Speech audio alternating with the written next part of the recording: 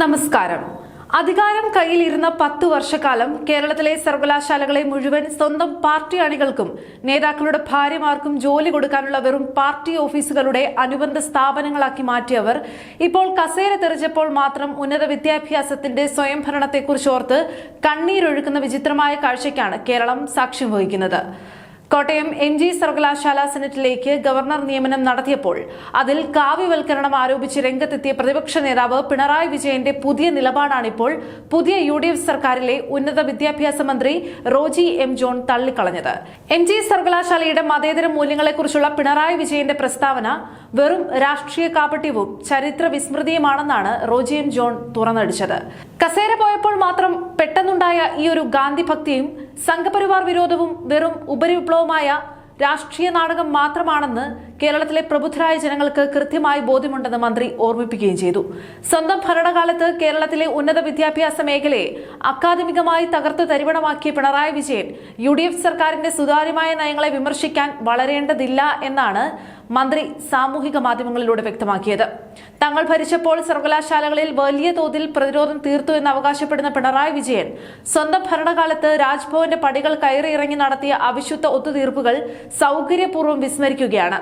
കേരളത്തിന്റെ ചരിത്രത്തിൽ ആദ്യമായി സർവകലാശാലകളുടെ ദൈനംദിന പ്രവർത്തനങ്ങളിൽ ചാൻസലർ കൂടിയായ ഗവർണർ ഇടപെടുന്ന രീതിക്ക് തുടക്കമിട്ടത് ഇതേ പിണറായി വിജയനാണ്.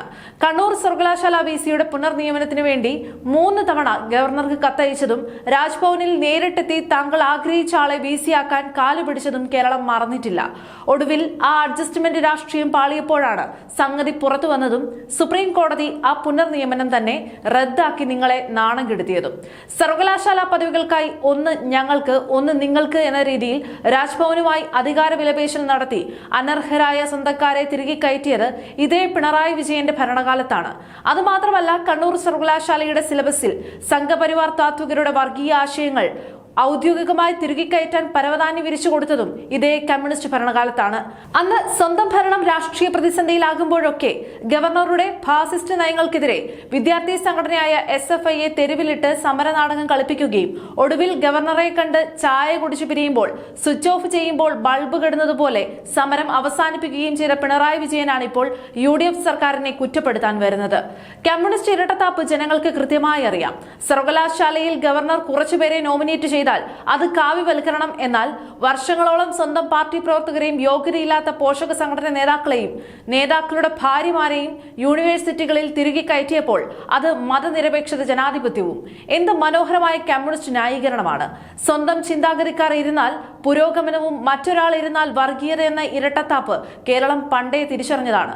സത്യത്തിൽ MG സർവകലാശാലയെക്കുറിച്ചുള്ള പ്രതിപക്ഷത്തിന്റെ ഈ വിഷമം മതനിരപേക്ഷതയോടുള്ള സ്നേഹം കൊണ്ടൊന്നുമല്ല.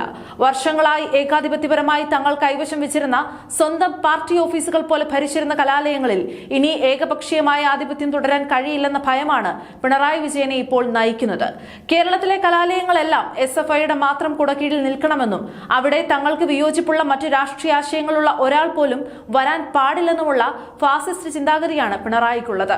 ക്യാമ്പസുകളിൽ നിന്നും ജനാധിപത്യപരമായ രാഷ്ട്രീയവും സ്വാതന്ത്ര്യവും എടുത്തുമാറ്റി ഗുണ്ടാവിളയാട്ടത്തിന് ഒത്താശ ചെയ്ത മുൻ ഭരണാധികാരിയാണിപ്പോൾ ജനാധിപത്യം പ്രസംഗിക്കുന്നത്.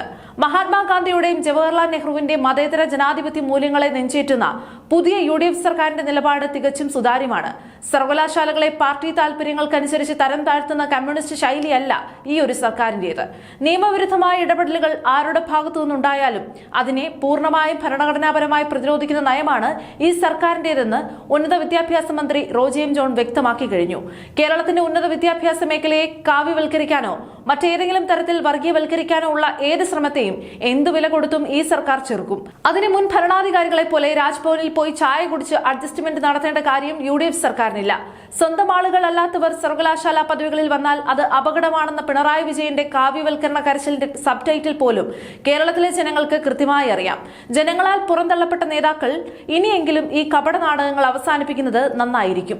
അധികാരം കയ്യിലിരുന്നപ്പോൾ സർവകലാശാലകളെ മുഴുവൻ സ്വന്തം പാർട്ടി അണികൾക്ക് ജോലി കൊടുക്കാനുള്ള പഠനത്തിനുള്ള കേന്ദ്രങ്ങളാക്കി മാറ്റുകയും കണ്ണൂർ വിസിക്ക് വേണ്ടി ഗവർണറുടെ കാല് പിടിക്കുകയും ചെയ്ത പിണറായി വിജയൻ ഇപ്പോൾ സ്വയം ഭരണത്തെക്കുറിച്ച് ഓർത്ത് വിലപിക്കുന്നത് തികച്ചും പരിഹാസ്യമാണ്.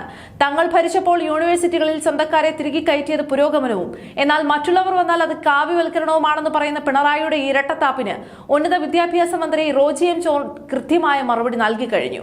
കലാലയങ്ങളെല്ലാം SFIയുടെ മാത്രം ഗുണ്ടാക്കോട്ടകളാക്കി മാറ്റണമെന്ന പിണറായിയുടെ കമ്മ്യൂണിസ്റ്റ് അഹങ്കാരത്തിനാണ് ജനങ്ങൾ തെരഞ്ഞെടുപ്പിൽ കനത്ത പ്രഹരം നൽകിയത്.